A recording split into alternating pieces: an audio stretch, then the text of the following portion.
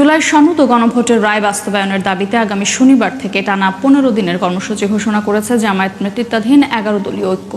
আজ কর্মসূচি নির্ধারণী বৈঠক শেষে তথ্য জানান জামায়াতে ইসলামের সেক্রেটারি জেনারেল অধ্যাপক মিয়া গোলাম পরোয়ার।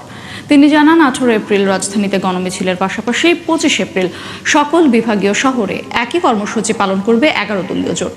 প্রত্যেক জেলায় গণমিছিল হবে 2 মে। এর মাঝের দিনগুলোতে বিভাগীয় শহর ও জেলাগুলোতে আয়োজন করা হবে সেমিনার। এছাড়া বিভাগীয় শহরের সমাবেশ ও রাজধানীতে মহাসমাবেশ করবে জামায়াতের নেতৃত্বাধীন জোটটি। সংবাদ সম্মেলনে মিয়া গোলাম পরোয়ার অভিযোগ করেন, মানুষের অনুরায় উপেক্ষা করে দেশের মানুষের বিরুদ্ধে অবস্থান নিয়েছে বর্তমান সরকার। তিনি আরও অভিযোগ করেন, সচিবালয় থেকে শুরু করে অধস্তন পর্যন্ত প্রশাসনের সব জায়গায় নির্লজ্জ দলীয়করণ হচ্ছে।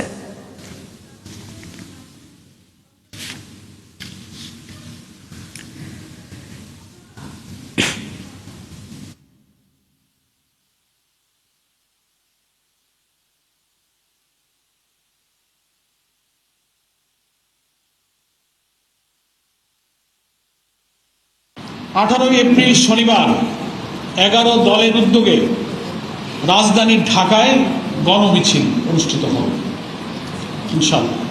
2 নম্বর দ্বিতীয় কর্মসূচি 25 এপ্রিল সকল বিভাগীয় শহরে, সেদিনও শনিবার, 25 এপ্রিল শনিবার সকল বিভাগীয় শহরে গণমিছিল। তৃতীয় মে মাসের 2 তারিখ 2রা মে, সেদিনও শনিবার, প্রত্যেকটি জেলা হেডকোয়ার্টারে জেলা 11 দলের উদ্যোগে বিশাল বিশাল গণমিছিল জেলা সদরে অনুষ্ঠিত হবে ইনশাআল্লাহ। এবং 18 থেকে 2রা মে পর্যন্ত এই যে মাঝখানের দিনগুলোতে প্রত্যেকটি বিভাগীয় শহরে এবং গুরুত্বপূর্ণ জেলা শহরগুলোতে সেমিনার অনুষ্ঠিত হবে।